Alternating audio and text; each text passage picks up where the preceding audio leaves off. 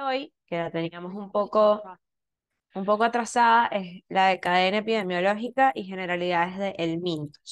Para los que no han tenido chance de verme en persona, mi nombre es Andrea Pinto. Yo soy médico egresada de la Universidad de Carabobo. Lo que escuchan de fondo son mis perros. Y probablemente soy la profesora que lleva menos edad a todos ustedes, así que siéntanse en confianza siempre de hacerme cualquier pregunta que les vaya surgiendo, porque para eso estoy acá con ustedes. Y por si acaso, si en algún momento no me escuchan o no me escuchan bien, por favor me interrumpen y me lo dejan saber, porque pueden ser los audífonos. Entonces, para empezar, vamos a empezar primero con cadena epidemiológica. Y para arrancar con cadena epidemiológica, primero tenemos que entender qué es la epidemiología, porque yo no hago nada explicándoles qué es una cadena epidemiológica si ustedes no saben lo que es la epidemiología. Y la epidemiología sencillamente es entender cuáles son los factores que explican el comportamiento de cualquier enfermedad en una población, en un momento y en un sitio específico. Es decir, ¿por qué esta enfermedad se está comportando de esta forma en este momento y en este lugar? ¿Sí? Cualquier enfermedad a la que estudiemos de esa manera, estamos estudiando su epidemiología y lo podemos hacer con cualquier enfermedad, sean enfermedades transmisibles o enfermedades no transmisibles. Todas tienen una epidemiología y la epidemiología, como ya lo vamos a hablar un poquito más adelante, tiene sus factores específicos dependiendo de cuál sea, por supuesto, la enfermedad de la que estamos hablando. Para poder hablarles de epidemiología, vamos a hablar de algunas definiciones básicas que ustedes tienen que conocer. Seguro muchas ya las han escuchado y más porque ustedes vivieron la pandemia, pero son conceptos básicos que tienen que saber para poder entender un poco de qué vamos hablando cuando estamos hablando de epidemiología, ¿sí? Entonces empecemos con qué es un brote. Un brote es el más pequeño, ¿sí? Es la definición más pequeña. Es cuando empiezan a aparecer casos de una enfermedad X, cualquiera, en una población donde antes no existía esa enfermedad o no habíamos demostrado la existencia de esa enfermedad. Pero el brote es, como les digo, el concepto más pequeño, entonces aparece en grupos más reducidos, como por ejemplo una familia en específico tiene un brote. La microepidemia es un concepto que es similar, pero afecta a un número mayor de personas y podemos, si lo investigamos, podemos encontrar una fuente de infección común. Puede ser una escuela, puede ser una comunidad, puede ser un sitio de trabajo, puede ser que visitaron el mismo restaurante, por ejemplo, y un ejemplo que yo siempre uso y seguramente me van a escuchar usándolo N cantidad de veces porque es uno de los temas que más me gustan. Los casos de Chagas en Venezuela, por lo general, estaban asociados, y eso lo veremos más adelante en la clase de enfermedad de Chagas, a que en una escuela, en una misma escuela, tomaban un mismo jugo que estaba contaminado y eso llevaba a un aumento de los casos de enfermedad de Chagas en esa comunidad. ¿Sí? ¿Ok? Hay una fuente primaria de infección común. La epidemia, que es un término que seguramente también han escuchado, es una enfermedad que se propaga durante un periodo determinado de tiempo en un lugar determinado y que ya va afectando de forma simultánea a un número de población mayor, ¿ok? Un número de población mayor al que estamos esperando para esa enfermedad en particular. Aquí, por ejemplo, seguramente muchos de ustedes recordarán que a partir de 2015-2016 hubo un aumento de los casos de malaria en Venezuela, ¿ok? Teníamos el comportamiento esperado de la enfermedad y pues a partir de esos años y por ciertos factores epidemiológicos, se vio un aumento que llegó a afectar a casi todos los estados del país, pero con unos números que no eran lo que nosotros sabíamos o de cierta forma esperábamos que podíamos esperar para la malaria como enfermedad particular. De fondo, mis perritos otra vez. Endemia. La endemia es la persistencia de una enfermedad en una región, en una localización determinada, delimitada, ¿ok? Puede ser una enfermedad que está presente constantemente o una enfermedad que aparece en épocas determinadas. Entonces podemos decir que una zona es endémica para cierta enfermedad y esto va a variar mucho, por supuesto, dependiendo de la ubicación geográfica de la que estemos hablando. Por ejemplo, podemos hablar de que países como Venezuela son endémicos para enfermedades como por ejemplo el dengue, cosa que para un estadounidense sonaría como un concepto muy poco conocido, mientras que en ciertas zonas de Estados Unidos es endémica la enfermedad de Lyme, que en Venezuela no es una enfermedad que sea tan común. Entonces, son zonas endémicas para distintas enfermedades, ya sea porque ella siempre está ahí o porque hay épocas en las que hay repuntes de esta enfermedad. ¿Ok? Entonces, aquí, justamente con el caso de malaria que les venía comentando, podemos ver los comportamientos que ya a nivel epidemiológico podemos esperar. Uno sabe, esta es la cantidad de casos, por ejemplo, de malaria, de dengue, que yo puedo esperar en una zona y sé que cuando sobrepasan, rebasan ese umbral de casos que aquí está como seguridad, pues primero tenemos una alarma y después podemos hablar de una epidemia.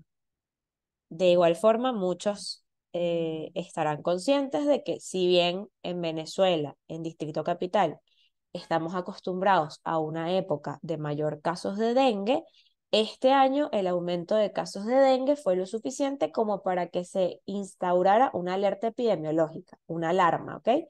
Sabemos que hay cierta cantidad de casos que son normales, pero este año vimos que esa cantidad de casos subió lo suficiente para decir aquí hay una alarma. Y a nivel epidemiológico, la idea, la intención es que eso nos permita tomar las medidas para mantener los niveles de estos casos dentro de lo que consideramos estos umbrales de seguridad o de éxito, que ya lo vamos a hablar. Otro ejemplo muy común, que lo acabo de nombrar y a mí me lo van a escuchar un montón de veces, es la magnitud de la enfermedad de Chagas en América Latina.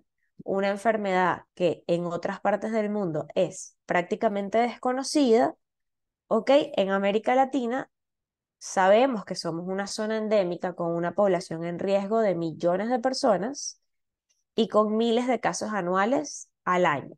No es que esto sea normal o que lo debamos normalizar, pero sabemos que es una zona endémica para esta enfermedad en particular, mientras que en otros países un solo caso de enfermedad de Chagas ya prendería unas alarmas mucho mayores. Después seguimos con el concepto más grande y que ustedes están súper familiarizados con él, que es el concepto de la pandemia.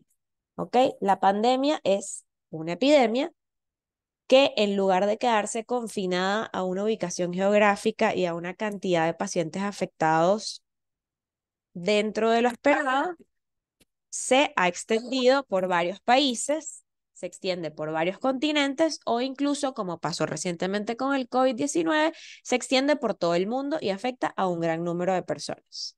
¿Ok? Esto es un boletín epidemiológico, no recuerdo la fecha, creo que arriba en el estado se ve, solo que yo no lo puedo ver ahorita, ¿ok? De cómo era la situación del COVID en ese momento.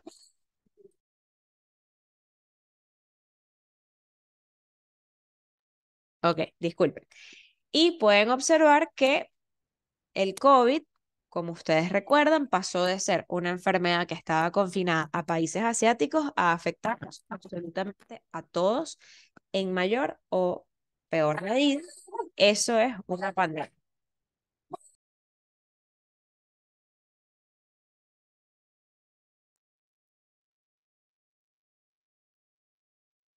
Aquí les quise poner y les dejo el link. Yo les voy a compartir esta presentación al final de la clase. Se la comparto a Andrés para que se las haga llegar.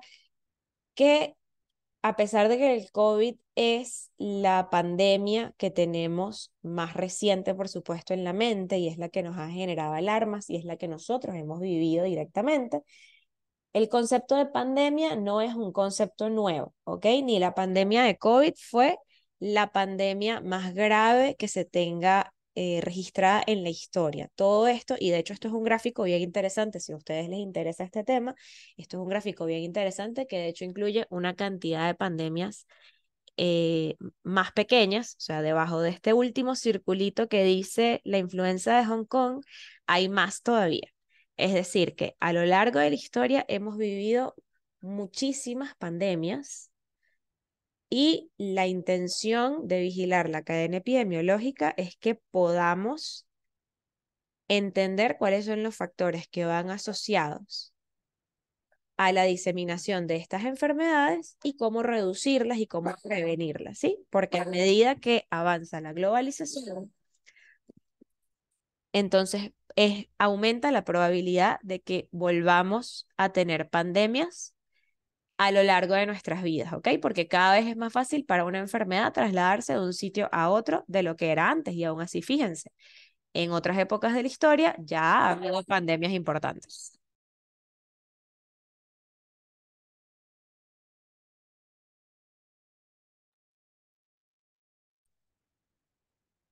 Ok, aquí hay dos conceptos que tal vez ya hayan escuchado, estoy segura que sí, pero que es importante reforzarlos.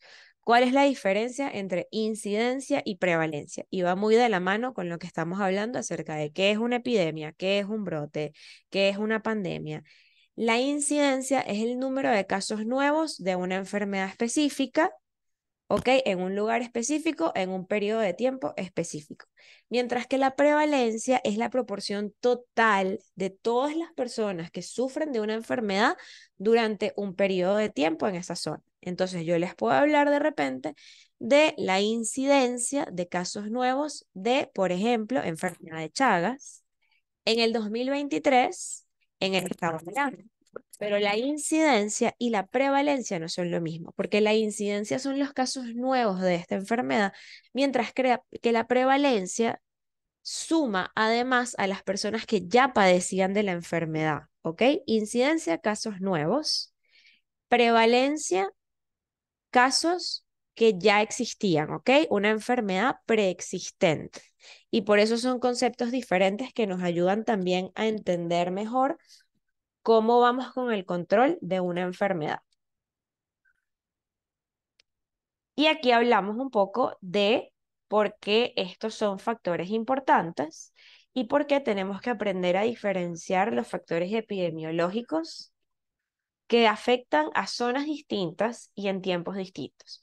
La imagen de la izquierda es una imagen de unos niños, esto es una foto stock de unos niños no, en Suecia, por ejemplo, mientras que la imagen a la derecha es una fotografía cortesía de Fundación Proyecto Maniapure, que de hecho es la organización de la que yo formo parte, de una comunidad venezolana indígena de la etnia Eñepá. Y quiero que ustedes mismos analicen dentro de lo que estamos aprendiendo de epidemiología, si ustedes consideran que los factores epidemiológicos por los que se van a enfermar los niños de la izquierda versus los niños de la derecha van a ser los mismos. Por supuesto que todos se pueden enfermar, ¿sí? Pero va a ser la misma enfermedad, va a tener el mismo impacto sobre su calidad de vida, va a provenir de la misma fuente, vamos a tener las mismas medidas de prevención con toda la población. ¿Ok? Esto es solo una lámina como para la reflexión, porque así como son los niños que están en Suecia, en Dinamarca, pudiera ser fácilmente una foto de niños en una población urbana en Caracas o en Carabobo o en Lara, por ejemplo, de un estrato socioeconómico mayor versus poblaciones rurales aisladas o semiaisladas, y todo eso lo tenemos que tener en cuenta al momento de estudiar la cadena epidemiológica, incluso de la misma enfermedad, porque podemos estar estudiando el COVID en las dos poblaciones, pero los factores y la epidemiología en una población versus la otra van a ser completamente distintas. Enfermedades tropicales desatendidas. Este es un concepto súper importante y que quiero que se lleven de esta clase, ¿Ok? Las enfermedades desatendidas u olvidadas, porque así también se les llama, son enfermedades infecciosas o enfermedades transmisibles, como también se les conoce. La mayoría son parasitarias, pero también tenemos otro tipo de enfermedades infecciosas que por lo general afectan a las poblaciones de menor estrato socioeconómico y que tienen un acceso limitado a servicios de salud primaria.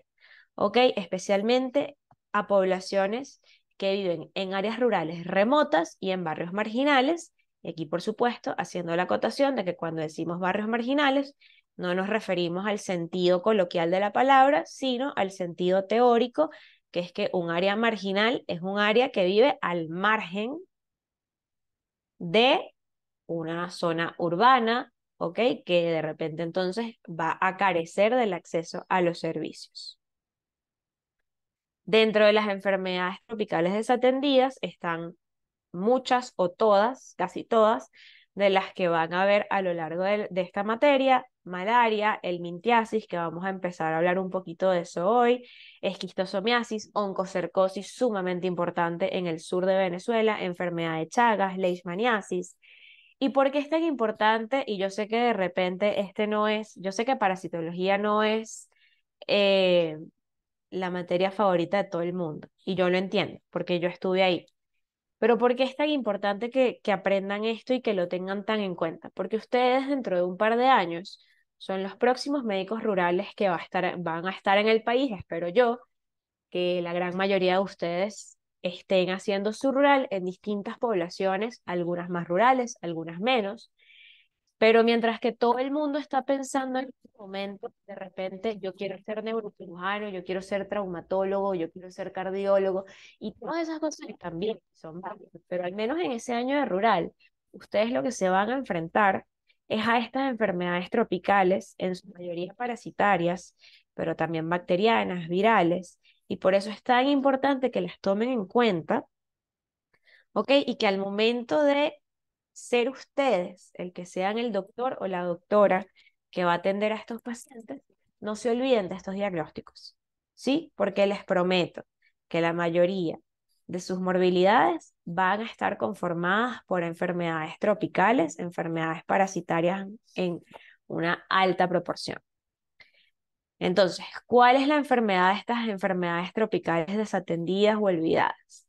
Se relacionan, como ya lo venimos hablando, con factores geográficos. ¿Por qué? Porque vamos a tener diferentes factores climáticos que pueden condicionar a la aparición de la misma enfermedad y a la presencia de vectores, artrópodos, hospedadores distintos para cada enfermedad. Todo esto lo van a ir viendo específicamente acerca de cada enfermedad a lo largo de toda la materia, y estratos socioeconómicos más bajos, ¿ok? Y por ende, no es sorprendente que los países más afectados por las enfermedades tropicales desatendidas sean los países que están en vías de desarrollo. En América Latina tenemos un problema de salud pública causado por enfermedades parasitarias bastante grave, ¿ok? Es un problema que, a pesar de que todavía se realizan muchos esfuerzos para controlar estas enfermedades, todavía seguimos viendo una alta prevalencia de enfermedades parasitarias. Y los grupos más afectados, que pueden estar poliparasitados, es decir, afectados por más de un parásito al mismo tiempo, son los escolares y los preescolares. Entonces, tenemos los grupos más afectados, son precisamente los niños, niñas y adolescentes que están en plena etapa de desarrollo. Entonces, los efectos a largo plazo van a ser mayores. Según la Organización Mundial de la Salud, más de una quinta parte de la población, imagínense, de toda la población mundial, una quinta parte de la población está infectada por algún protozoario o el minto, y en muchos países de Centroamérica y Sudamérica el promedio de infección parasitaria es del 45% de toda la población. Por eso, no es necesario cuando pensamos en parasitología, cuando pensamos en enfermedades tropicales, pensar en África, pensar en el sudeste de Asia, que también sufren de estos problemas, sino que son cosas que vamos a ver aquí mismo y las pueden ver aquí en Caracas, como las pueden ver en otros sectores del país, en los Andes, en los llanos, en el sur de Venezuela. 45% de la población general que ustedes vayan a atender puede estar afectada por una infección parasitaria. Entonces, ¿cómo se desarrollan estas condiciones para que haya infecciones parasitarias? Ya hayamos mencionado algunas características de las condiciones del medio ambiente. La misma temperatura, la altitud, ¿ok? Pueden condicionar a una mayor incidencia y prevalencia de los factores que llevan a las enfermedades. Un aumento en la densidad de población tampoco es secreto para nadie, que tenemos pirámides poblacionales que tienden más hacia los grupos etarios más jóvenes y hay un aumento de la densidad de población y condiciones sanitarias deficientes. ¿Ok? Si a todo esto le sumamos malas condiciones socioeconómicas que condicionan a unos grados de desnutrición bastante elevados, no solo en Venezuela, sino en otros países de Sudamérica y Centroamérica, tenemos el caldo perfecto para que haya enfermedades infecciosas parasitarias como arroz, ¿ok? Y los helmintos intestinales, la presencia, la prevalencia de los helmintos intestinales se consideran un marcador de pobreza. Hasta ese nivel son importantes, que el hecho de que haya presencia de helmintos intestinales se considera un marcador de pobreza en los distintos países. ¿Qué queremos aprender o llevarnos de todo esto? No es irnos con un panorama de negatividad, sino irnos como personal de salud, que ustedes ya son parte del personal de salud y cada vez se van a formar más, sencillamente saber que mientras más conozcamos los eslabones que hay en la cadena epidemiológica de una enfermedad transmisible o infecciosa, podemos identificar dónde están esos eslabones débiles, dónde estamos fallando, para que podamos prevenir o detener la transmisión de la enfermedad y así controlarla o incluso, en el mejor de los casos, y es a lo que aspiramos todos o deberíamos aspirar, erradicar la enfermedad. Y ya vamos a hablar un poquito más acerca de la diferencia entre controlar o erradicar una enfermedad, que no son exactamente lo mismo. Tenemos una triada epidemiológica. En cualquier enfermedad infecciosa parasitaria tenemos una triada epidemiológica, que es el agente causal, que es el parásito como tal, el reservorio o la fuente de infección primaria y el hospedero u hospedador. Lo pueden escuchar de las dos formas, ambas son aceptadas, susceptible. Entonces, el reservorio o fuente de infección primaria es un ente de la naturaleza, ¿ok? Puede ser vivo e inerte. ¿Y con esto a qué me refiero? Puede ser vivo porque un reservorio puede ser un animal o puede ser inerte porque podemos estar hablando de agua contaminada, ¿ok? En donde el parásito puede permanecer un tiempo indefinido en un estado evolutivo más completo y conserva su potencialidad, ¿ok? Él se puede nutrir, él se puede reproducir y él se puede transmitir a través de este reservorio o fuente de infección primaria. Y tenemos lo que son las antroponosis, la zoonosis y las antropozonosis. Como el mismo nombre lo indica, antroponosis son las enfermedades que afectan al ser humano, las zoonosis son las enfermedades que afectan a los animales y las antropozoonosis son las enfermedades que pueden afectar tanto a humanos como a distintos animales, y esto va a variar mucho dependiendo de la enfermedad de la que estemos hablando específicamente. El mecanismo de transmisión comprende todos los fenómenos que pueden suceder desde que un parásito sale de ese reservorio que estamos hablando hasta que llega al hospedador susceptible. Ok, entonces aquí tienen un poquito cómo es la cadena epidemiológica, aunque aquí está como al revés, no está en el sentido de las agujas del reloj. Tienen el reservorio, la fuente de infección primaria. Va a haber, dependiendo de cuál es la enfermedad de la que estamos hablando, una puerta de salida. Puede ser, por ejemplo, heces infectadas, la vía de transmisión, que por ejemplo es oral, la puerta de entrada, que si estamos hablando de heces infectadas y una vía de transmisión oral, la puerta de entrada, ¿cuál sería? La boca de la persona, del hospedador susceptible. Y en el centro de toda esta cadena epidemiológica está el agente patógeno, que es el que nos está causando la enfermedad. En el caso de esta materia, por supuesto, el agente patógeno siempre va a ser algún tipo de parásito.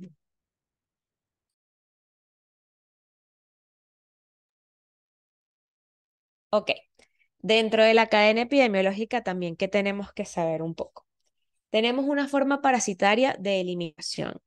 Es decir, el estadio evolutivo del parásito en el cual él puede ser transmitido a otro hospedador de forma efectiva, ¿ok? Pasa del reservorio o de la fuente de infección primaria al hospedador susceptible en esta forma parasitaria de eliminación que se las van a preguntar, les prometo, absolutamente en todos los temas que les den en esta materia.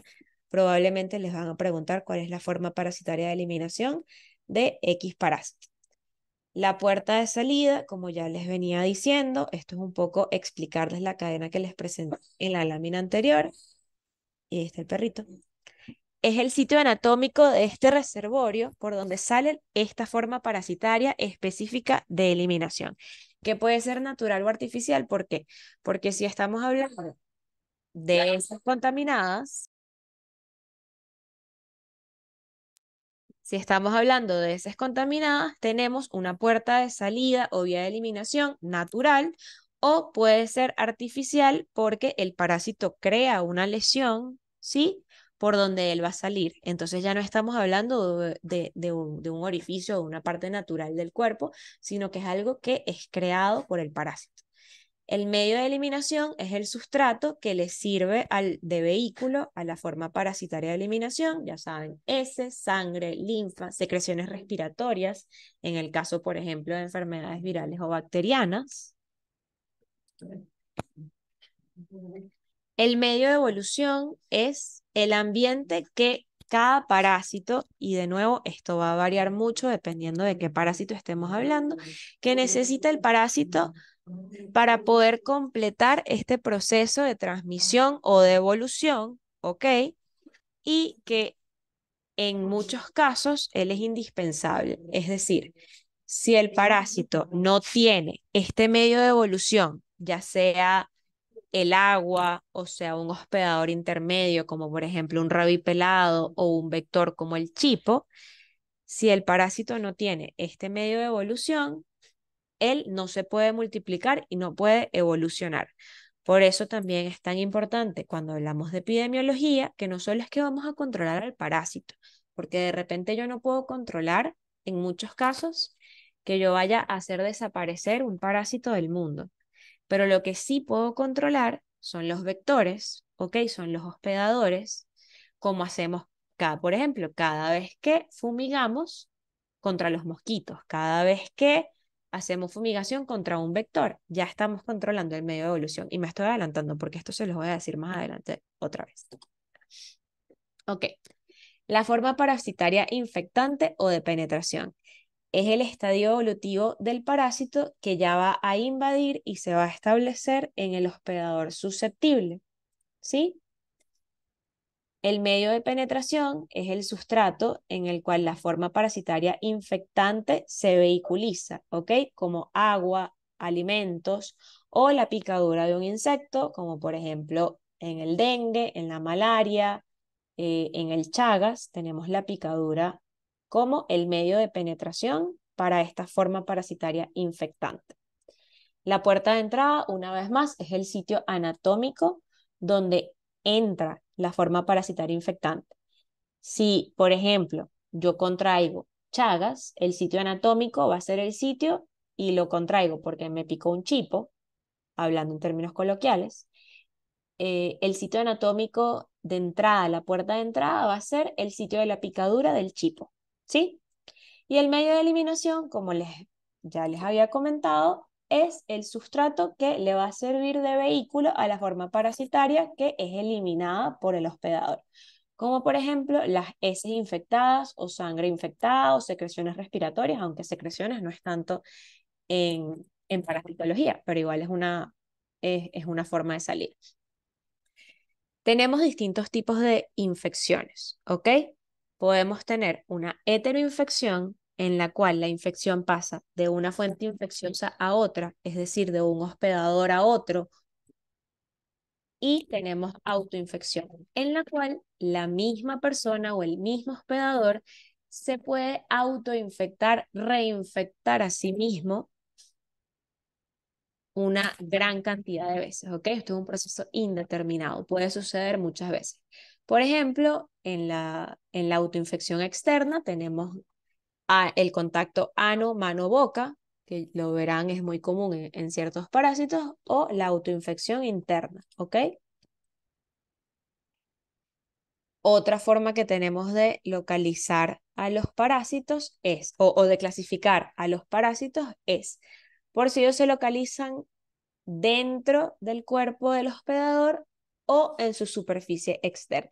El mejor ejemplo y el más visual para cualquiera o conocido para cualquiera de nosotros de un ectoparásito que se encuentra en la superficie externa del hospedador son los piojos, ¿ok? Él es un ectoparásito, él se encuentra afuera. En cambio, un endoparásito es el parásito que se ubica en el interior del hospedador y puede ser, en su mayoría, intestinal, hemático o tisular. El intestinal, como su nombre bien lo dice, va a estar en el intestino, el hemático en la sangre y el tisular puede estar en distintos tejidos en distintas partes del cuerpo. En la cadena epidemiológica también tenemos, como ya les decía, puede ser hospedador u hospedero, lo pueden ver de las dos maneras y de las dos maneras es válida. Son aquellos seres vivos que son más evolucionados biológicamente, porque por ejemplo un mosquito o un caracol tienen una complejidad biológica mayor a la de un parásito, pero que les sirven al parásito para desarrollarse. Dentro de los hospedadores tenemos el hospedador intermediario y el hospedador definitivo. En el hospedador intermediario, el parásito va a desarrollar alguna parte de su ciclo evolutivo sin llegar a la madurez. Es decir, si un parásito tiene, por ejemplo, 4 estadios evolutivos, en este hospedador intermediario, de repente él desarrolla 1 o 2 partes de su ciclo evolutivo sin llegar a alcanzar la madurez sexual. ¿Ok? Entonces, por lo general se va a alojar ahí la forma larvaria o una fase sexual que aún es inmadura. En cambio, el hospedador definitivo, que en muchos casos es el ser humano u otro mamífero, es donde el parásito va a alcanzar la madurez y se reproduce sexualmente y por ende va a tener también una mayor, va a causar una sintomatología o una problemática de salud mayor. El hospedador accidental es otro tipo de hospedador. En esta imagen pueden ver el ciclo del Echinococcus, en el cual, por ejemplo, en el Echinococcus, el humano es un hospedador accidental. Es decir, el Echinococcus suele transmitirse entre distintos mamíferos, caninos, ovejas, cabras, y en algunos casos, por el consumo de heces contaminadas, el humano entra como un hospedador accidental. ¿Ok? Entonces, él no necesariamente debe participar en el ciclo biológico del parásito, pero por distintas condiciones se convierte en hospedador accidental y adquiere la enfermedad causada por este parásito. ¿Qué aspectos o qué factores epidemiológicos debemos tomar en cuenta cuando estamos estudiando una enfermedad? Los aspectos físicos, como ya les decía, cada zona geográfica es diferente. Entonces podemos tener factores como temperatura, presión, altitud, el tipo de suelo e incluso las fuentes de agua que afectan que en una zona haya una mayor prevalencia e incidencia de una enfermedad parasitaria, mientras que en otra no. Los aspectos biológicos, la misma flora y fauna de la zona pueden condicionar a una mayor presencia de la enfermedad y esto va a incluir al hombre con sus hábitos y sus costumbres. Y un ejemplo que podemos mencionar acá es bien conocido para todos, creo yo, que es el aumento de casos de malaria cuando inició la minería, ¿ok? Indiscriminada en el estado Bolívar. Afectamos nosotros, el hombre afectó el aspecto biológico que estaba en esa zona y por ende aumentaron los casos de malaria. Y también están los aspectos sociales, ya se los había comentado también con las fotos que les puse de comparación, el origen étnico, la condición psicológica, sociológica, económica, alimentaria y nutricional también son sumamente importantes y son un factor de riesgo muy común en los países sudamericanos. Los factores educativos y culturales, todo esto puede O sea, todo esto se junta para que una enfermedad pueda tener una mayor incidencia y prevalencia en una zona y en otra no. Sí, porque no va a ser lo mismo en una zona.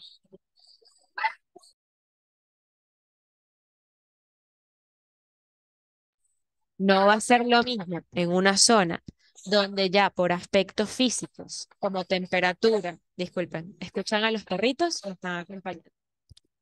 No va a ser lo mismo en una zona donde tenemos una alta prevalencia por aspectos físicos, como por ejemplo la temperatura, una zona tropical. Igual vamos a tener que sumarle estos aspectos sociales, como por ejemplo el estrato socioeconómico de una persona puede hacer que vivan en la misma zona con los mismos factores de riesgo, pero un mayor estrato socioeconómico puede proteger a alguien de una enfermedad versus otra. Y vamos a hablar un poco de lo que es el control de las enfermedades infecciosas, ¿ok? Al menos a lo que nosotros aspiramos. Empezando, de hecho, por la que está abajo, que es el control, ¿sí?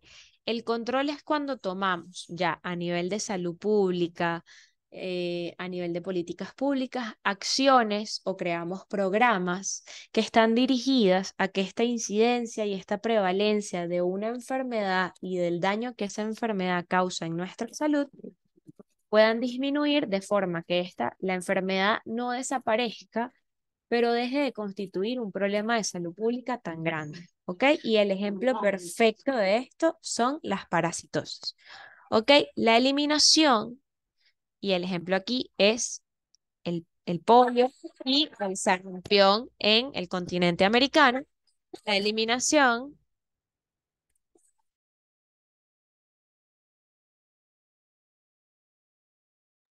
ok, la eliminación es cuando ya aplicamos unas medidas poblacionales de salud pública específicas a conseguir eliminar la causa de la enfermedad, ¿ok? Esto no significa que no vayamos a tener ningún caso de la enfermedad, pero vamos a disminuir significativamente su incidencia hasta el nivel de poder llegar a decir, ya no tenemos casos, por ejemplo, de polio, aunque se ha visto repunte, pero podíamos de años decir que no teníamos casos de polio o de sarampión.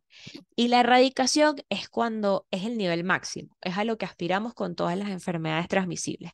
La erradicación es cuando las medidas poblacionales que llevamos a cabo fueron tan efectivas que eliminamos la enfermedad, los casos y además el agente, ¿ok? Que causaba la enfermedad. Y la única enfermedad en la historia de la cual se tiene registro que hayamos erradicado como tal es la viruela. También tenemos, para poder lograr el control, erradicación o eliminación de una enfermedad, tenemos distintos tipos de medidas de control que van a ser dirigidas dependiendo de cuál sea el eslabón de la cadena epidemiológica que estamos intentando mejorar. ¿Ok? Las medidas de control que están dirigidas a la gente, ¿ok? Por ejemplo, si yo les digo, yo desinfecto una superficie que estaba contaminada, yo me estoy dirigiendo directamente al agente patógeno, ¿ok? Estoy desinfectando y estoy eliminando el agente patógeno de esa superficie, ¿ok? Las que son dirigidas al reservorio, podemos tener el aislamiento y la cuarentena de las personas afectadas, la inmunización de animales que sepamos que pueden ser reservorios de enfermedades, incluyendo vacunar a las mascotas, inmunización incluso de animales salvajes, eliminación de criaderos de mosquitos. Las medidas que son dirigidas a la puerta de salida son, pueden ser, miren, medidas de higiene personal básicas. Si yo me estoy dirigiendo a la puerta de salida y ya les he explicado que una puerta de salida puede ser, por ejemplo, las heces contaminadas, entonces, es decir, el ano de la persona, entonces aquí yo puedo estar hablando de medidas de higiene personal básicas, ¿ok? Evitar punciones, por ejemplo, de aguja contaminadas, emplear preservativos si estamos hablando de enfermedades que puedan ser transmitidas de forma sexual, ¿ok? Las que son dirigidas a la vía de transmisión, por lo general, son medidas de control ambiental, ¿ok? Medidas de que si tenemos personas que tienen heces contaminadas, cuando yo hago una medida dirigida a la vía de transmisión, entonces yo como salud pública estoy limpiando esa agua contaminada, por ponerles un ejemplo, ¿ok? Por supuesto, pueden ser muchísimas, pero evitar que el agua, los alimentos, el suelo estén contaminados con excretas contaminadas, tratamiento o eliminación de animales que puedan ya estar enfermos, eliminación de roedores domésticos, las medidas dirigidas al huésped susceptible pueden ser inespecíficas en las que yo también promuevo conductas saludables, ¿ok? Promuevo la salud ya sea individual, familiar y comunitaria, y ahí es súper importante el rol de cada uno de nosotros como personal de salud en generar y fomentar una educación sanitaria a todos los pacientes que veamos. Y las que son dirigidas a la puerta de entrada son básicamente las mismas que las que son a la puerta de salida. Solo que en la puerta de salida yo me estoy enfocando en el que ya tiene la enfermedad, ¿verdad? Es decir, si en la puerta de salida es ponerte un preservativo porque tú tienes una infección de transmisión sexual, a la puerta de entrada es ponerte un preservativo porque tú no sabes si la otra persona tiene una enfermedad de transmisión sexual. Sé que son muy similares, pero básicamente unas se dirigen a el hospedador o a la persona que pueda estar enfermo o infectado y otras se dirigen a la persona o el potencial hospedador que está sano y que quiere prevenir la enfermedad. Sé que todo esto puede parecer como un poco difuso, es decir, cómo diferenciamos las medidas que son dirigidas al reservorio y las que son a la vía de transmisión. Si quieren que les comparta material adicional, no muy largo, yo lo sé, para que puedan verlo mejor, se los puedo compartir y de hecho está en la bibliografía de esta misma clase. ¿Ok? Entonces, ya por ahí terminamos con lo que es la cadena epidemiológica. Y es importante, aunque yo sé que suena un poco tedioso, es importante que recuerden esos conceptos, por ejemplo, de forma parasitaria infectante o de eliminación, porque les prometo que en todos los exámenes que presenten este año o en casi todos les van a hacer alguna pregunta de la cadena epidemiológica de un parásito, porque es vital para que lo puedan entender. Entonces, ahora vamos a pasar al segundo tema del día de hoy, que son las generalidades de los helmintos. Y empezamos una vez más con lo más básico, que es la helmintología. Decirlo de forma coloquial.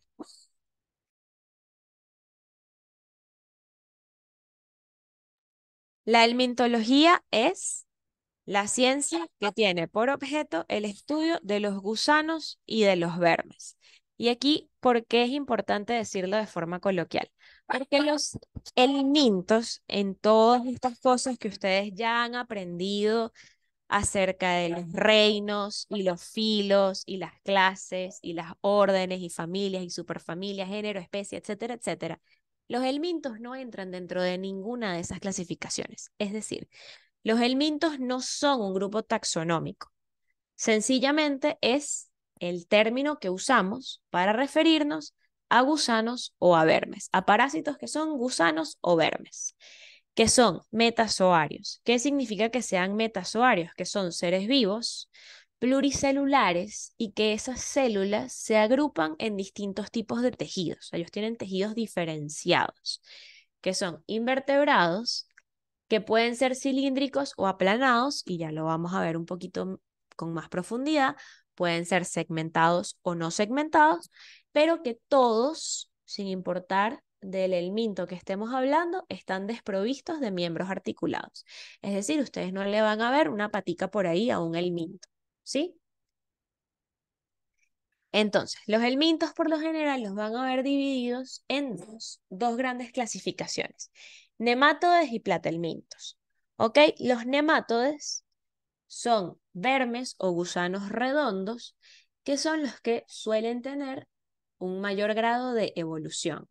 Y los platelmintos son los vermes planos. ¿Ok? Platelminto, plano. Gusano, plano. Platelminto. ¿Ok? Y los platelmintos, las categorías que van a ver con mayor frecuencia son céstodes o tremátodes.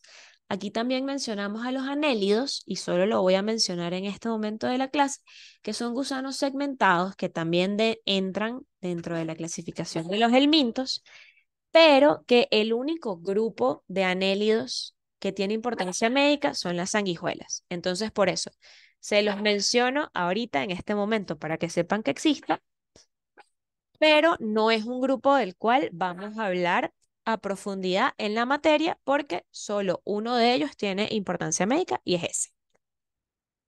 Ok, entonces, como les venía diciendo, el mintos, por lo general vamos a tener nematelmintos o platelmintos, ¿sí? Nematelmintos, gusanos redondos. Platelmintos, gusanos planos. En nematelmintos, uno de los ejemplos más frecuentes es el Ascaris lumbricoides, y platelmintos se va a dividir entre mátodes y céstodes, ¿ok? Que son, eh, que abarcan una cantidad importante de parásitos como Fasciola hepática y la Taenia solium y distintos tipos de tenias que van a encontrar mucho en su práctica clínica. Para seguir comparándolos, una vez más, el nematelminto tiene un cuerpo redondo, cilíndrico, tiene un tegumento, una cutícula, ¿ok? Quitinoso que puede estar conformado por colágeno, por quitina, por otras sustancias. Importante, presentan cavidad celómica. ¿Qué es la cavidad celómica? ¿Ok? Es sencillamente una cavidad dentro de un ser vivo que está revestida por epitelio, ¿ok? Y que hay una separación entre la pared del cuerpo y esta cavidad donde están las vísceras, ¿ok? Y por lo general, los nematelmintos, los gusanos redondos, van a ser dioicos. Eso significa que van a tener ambos sexos, femenino y masculino, y por eso van a tener una reproducción distinta. La clase que vamos a ver dentro de los nematelmintos son los nemátodes. Mientras que los platelmintos, que como su nombre lo indica, planos, ok, platelminto plano, tienen su cuerpo plano, dorso ventralmente, tienen un tegumento blando. Fíjense que los nematelmintos tienen un tegumento con una cutícula que es un poco más sólida, mientras que los platelmintos son más blandos. Acelomados. ¿Qué significa que sean acelomados? Que mientras que los nematelmintos tienen una cavidad celómica, es decir, una cavidad interna recubierta de un tejido, los platelmintos son acelomados, es decir, no tienen esa cavidad por dentro, son como más sólidos por dentro. Sí, me explico como para que lo entiendan un poco mejor. Y los platelmintos por lo general van a ser hermafroditas. Dentro de los platelmintos vamos a estudiar a los céstodes y a los tremátodes. De cada uno de estos les van a dar una clase, estos son nada más generalidades, ¿ok? Así que no es que se tienen que aprender absolutamente todos los datos específicos de cada parásito. Estas son las generalidades de los helmintos, ¿ok? Entonces, en los nemátodos, ajá, me fui para atrás. En los nemátodos, que son los que ya habíamos hablado, que son los redondos, los que con más frecuencia van a afectar al hombre tienen Enterobius vermicularis, Trichuris trichuria, Ascaris lumbricoides, Necator americanus, Ankylostoma duodenale y Strongyloides estercolaris. ¿Ok? De cada uno de ellos van a haber una clase completa, cada uno de ellos desarrolla una enfermedad distinta, pero estos son los nematodos que por lo general van a afectar al ser humano a nivel intestinal. También tenemos unos nematodos redondos o cilíndricos que pueden ser tisulares. Aquellos son intestinales, estos son tisulares. ¿Ok? Entonces, especies de Toxocara, de Ankylostoma, de Oncocerca y de Buchereria bancrofti pueden generar estas distintas enfermedades que pueden ver acá. La primera foto es una larva ocular, también tienen la larva migrans cutánea y la filariasis linfática o elefantiasis, que es la que ven en la última foto. De nuevo, de cada una de estas cosas van a ver una clase completa. Esto es nada más generalidades. Entonces ahora pasamos a los platelmintos, a los que son los planos, ¿ok? Dentro de los tremátodes, los más frecuentes van a ser esquistosoma manzoni, que es el que ven en la primera foto, fasciola hepática, que es el que ven en la segunda, y Paragonimus westermanni. Y los céstodes tienen a los distintos tipos de tenia, disculpen, Echinococcus e Hymenopeltis, que lo que ven en la fotico es un huevo de Hymenopeltis. Ok, seguimos hablando de nematelmintos, ok, que son los gusanos redondos. Ellos están una vez más recubiertos por una cutícula que los hace resistentes. Como esta cutícula contiene quitina, colágeno, proteínas, carbohidratos, lípidos, son un poco más desarrollados, por decirlo de cierta forma, y hace que ellos puedan ser más resistentes a las acciones de distintas enzimas como la pepsina y la tripsina. También, como les dije, que los nematelmintos tienen una cavidad celómica.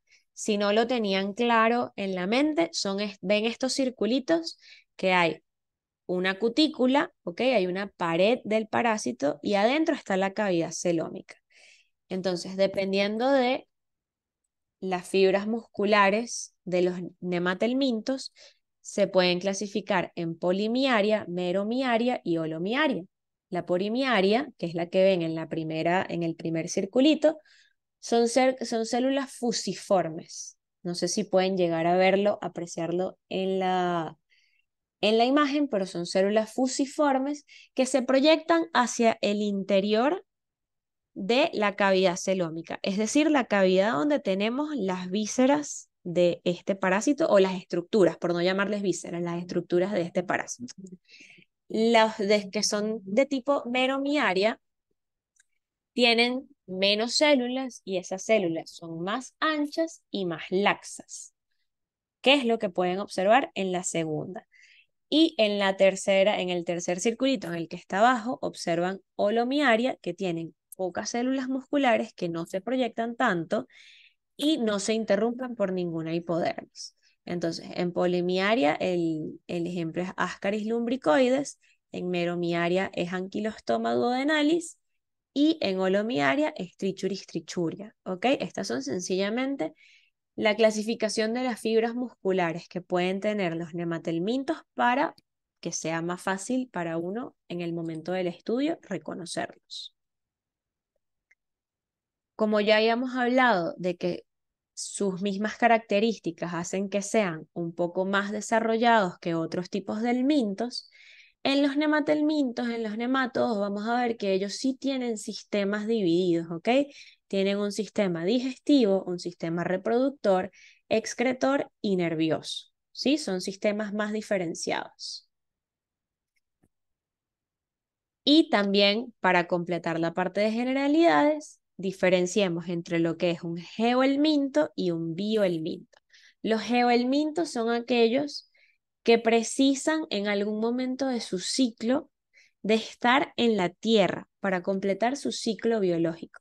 Ascaris, Trichuris, Strongyloides, Anquilostomidios, todos ellos en su ciclo precisan para poder evolucionar a su próxima forma evolutiva, valga la redundancia, evolucionar a su próxima forma evolutiva, precisan de estar en la Tierra en algún momento, ¿ok? Y los biohelmintos son los que necesitan a más de un ser vivo para completar ese ciclo biológico. Entonces, mientras los geohelmintos evolucionan en la Tierra, en algo inerte, los biohelmintos necesitan un hospedador vivo, un ser vivo, para completar su ciclo biológico, como esquistosoma, fasciola, paragónimos, taenias, echinococcus e hymenopeltis. Los geohelmintos, por lo general, tienen un ciclo monoxénico que utiliza el ambiente, el medio ambiente, es decir, la tierra, ¿ok? En alguna fase de su desarrollo. Entonces, monoxeno porque tienen un solo hospedador, pero utilizan el medio ambiente para completar esa fase de su desarrollo y aquí pueden, en las foticos, pueden observar ejemplos de parásitos que son geohelmintos. Y los biohelmintos son los que necesitan al menos dos hospedadores, porque puede estar el hospedador final y el hospedador intermedio. Entonces, mientras que los geohelmintos caen en la tierra y ahí se desarrollan, el biohelminto tiene que pasar por otro ser vivo para poder desarrollarse. Creo que esta es la misma lámina, solo que con letras distintas, así que la pasamos. Ok, aquí esto para que tengan de una forma un poco más visual cómo comparar a los distintos tipos de helmintos. Aquí hay distintos cuadros comparativos, ¿ok? Entre nemátodes, ¿ok? Y los distintos tipos de platelmintos como tremátodes y céstodes. Entonces ya sabemos que nemátodes son cilíndricos, ¿ok? Y tremátodes y céstodes son planos, con la excepción de la hembra de Schistosoma manzoni, ¿ok? Pero de resto, planos. Las formas evolutivas van a ser las mismas. Ellos van a tener huevo, larva y adulto. Mientras que los nemátodes y tremátodes pues, son más pequeños, van a medir entre milímetros a algunos centímetros. Los céstodes, que es donde incluimos a las tenias, que seguramente han escuchado hablar de ellas y saben que son parásitos que pueden llegar a ser muy grandes, entonces pueden medir de algunos centímetros a metros de longitud, ¿ok? Y lo que sí tienen en común es que los huevos y las larvas de toda esta clase de parásitos miden micras, ¿ok? Es decir, solo las podemos observar con el microscopio, no las vamos a ver a simple vista. Los estadios evolutivos también van a dividirse dependiendo de cuál sea el grupo del que estamos hablando. Insisto, todo esto se lo van a dar en las clases específicas de cada grupo, pero en nematodes vamos a tener L1, L2, L3, L4 y L5, así, sin nombre, ¿ok? En tremátodes, miracidio, esporocisto, redia, cercaria o metacercaria, y en céstodes, cisticerco, cisticercoide e hidátide. Esto va a depender siempre del parásito específico del cual estemos hablando. La forma de eliminación van a ser los huevos para casi todos, excepto en Strongyloides stercoralis, en donde la forma de eliminación en lugar de huevos va a ser la larva de tipo L1. ¿Ok? Y en la forma parasitaria infectante, en Strongyloides stercolaris, anquilostomillos y filarias, va a ser este mismo L1, ¿ok? En otros tipos de parásitos puede ser un huevo larvado. En los tremátodes vamos a ver que la forma parasitaria infectante pueden ser cercarias o metacercarias. Y en los céstodes, la forma parasitaria infectante van a ser huevos o larvas dependiendo de la enfermedad específica de la que estemos hablando. La forma de penetración. Igual, tenemos distintas formas de penetración. Lo que vamos a tener en común es que van a ser orales o cutáneas. Va a depender, una vez más, del parásito específico del cual estemos hablando. Pero de los helmintos, la forma de penetración va a ser oral o cutánea. ¿Ok?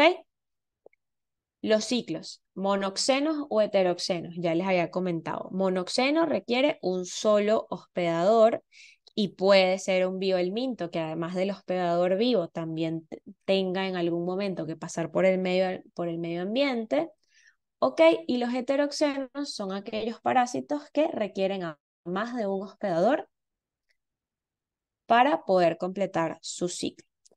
La amplitud de hospedadores definitivos igualmente va a variar muchísimo dependiendo de la enfermedad de la que estemos hablando. ¿Ok? Ya sabemos, puede haber hospedadores intermedios, hospedadores accidentales, hospedadores definitivos, y entonces lo podemos dividir en estenoxenos y eurixenos, dependiendo de cuántos hospedadores definitivos puedan tener. Y en el hospedador intermediario van a ver que tremátodes y céstodes sí requieren un hospedador intermediario, mientras que dentro de los nematodes solamente las filarias van a requerir un hospedador intermediario. El hospedador definitivo. Nematodes y tremátodes, el hospedador definitivo son los humanos, pero de forma accidental pueden infectar a otros animales dependiendo del género y la especie del parásito. Ellos pueden infectar a distintos animales, ya sea caninos, ya sea ovejas, ya sea ratones, roedores, o sea, dependiendo de cuál sea el parásito, vamos a tener que pueden infectar a otros animales.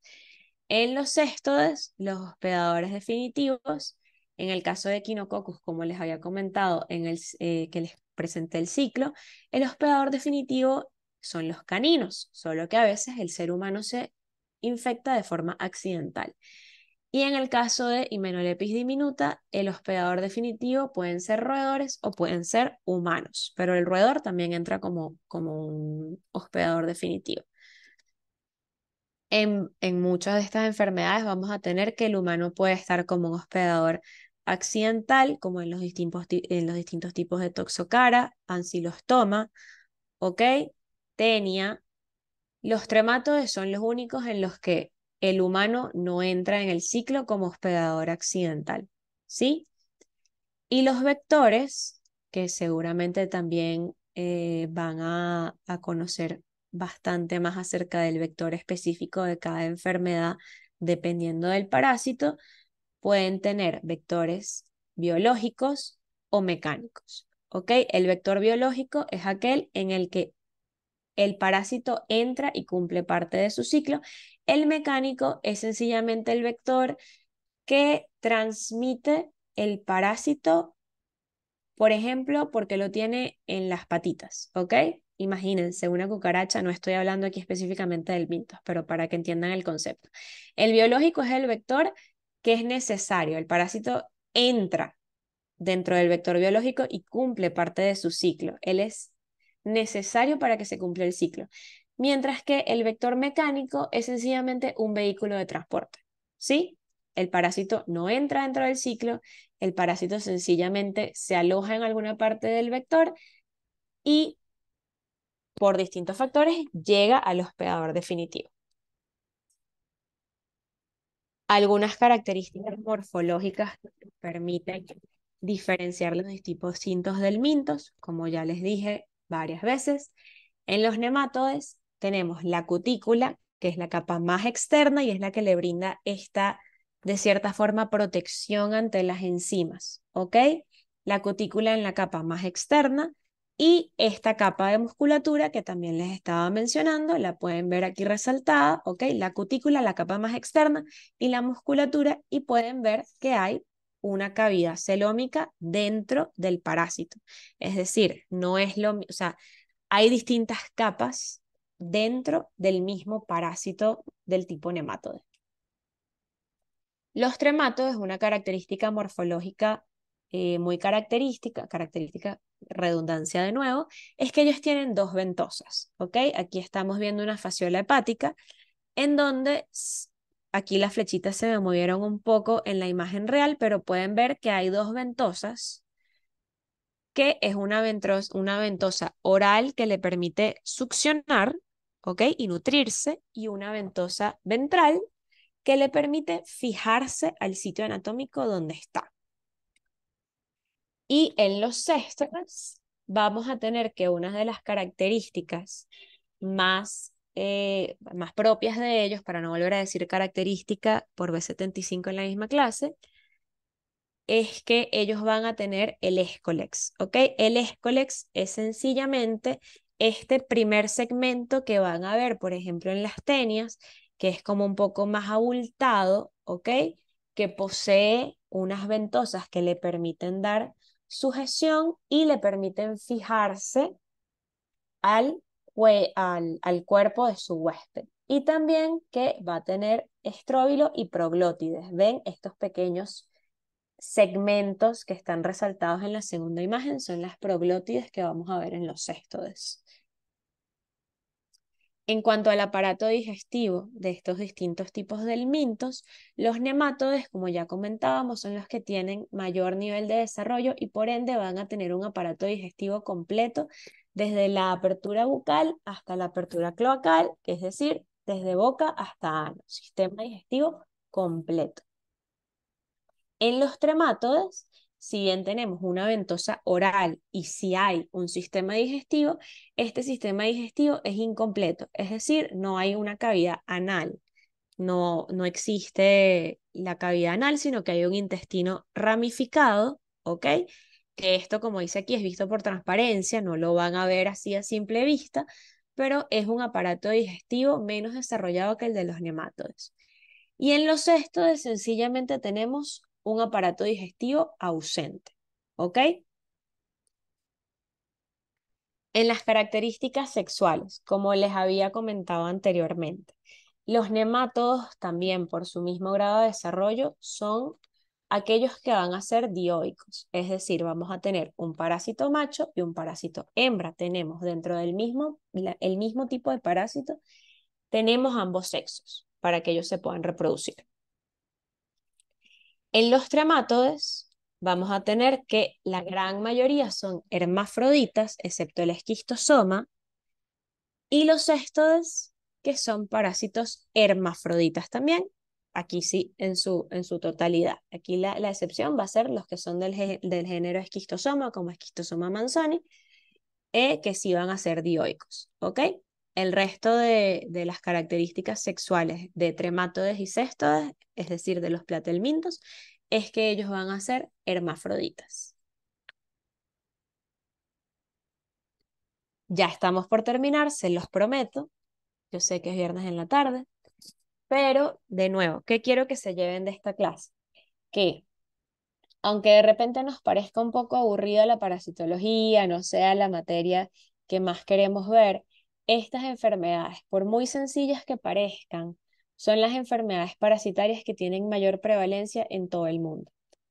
Ya les estaba hablando del 45% de personas, nada más en Sudamérica y Centroamérica, que pueden estar afectadas por una enfermedad parasitaria. Y aunque los parásitos son, dentro de todo, enfermedades que se pueden controlar, si no lo hacemos, son enfermedades que llevan a una carga al sistema de salud público bien importante, al sistema de salud público y a los pacientes en específico, porque van a condicionar a mayores grados de desnutrición, de anemia, de un retraso pondoestatural, que es cuando los niños pues no crecen, ni crecen de talla o estatura al ritmo que está esperado según su edad, y puede haber incluso un deterioro cognitivo, porque un niño que crece con desnutrición, con anemia y con retraso pondoestatural, pues claramente no se va a desarrollar de forma cognitiva de la misma forma que un niño, tal vez con las mismas características, pero sencillamente que no tenga la parasitosis. Entonces, así de simples son estas enfermedades, pero así de graves son las consecuencias que pueden generar.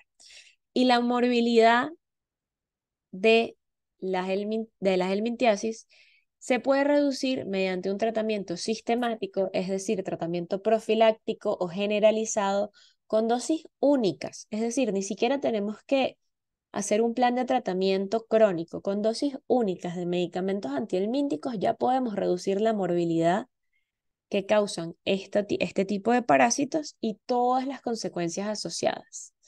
Entonces, enfermedades relativamente sencillas, con un tratamiento que es con dosis única, pero que si no lo hacemos, el bienestar y la calidad de vida de nuestra población, especialmente de nuestra población infantil, se ve sumamente afectada. Y no estamos hablando de cosas que sucedan en África, en Asia, en otros sitios, y aquí no sucede. Estas son cosas que suceden todos los días aquí mismo en Venezuela, en cualquier parte de Venezuela.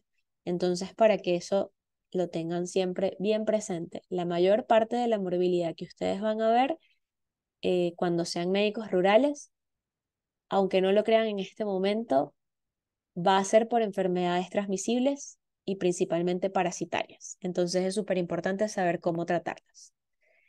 Esta es la bibliografía. De igual forma les puedo compartir cualquier enlace que ustedes quieran, cualquier pregunta que tengan me la pueden hacer llegar. Estoy completamente a la orden. Ya con esto damos finalizada la clase de hoy. Y una vez más, les pido disculpas primero por el, el retraso en darles la clase. Y segundo, por supuesto,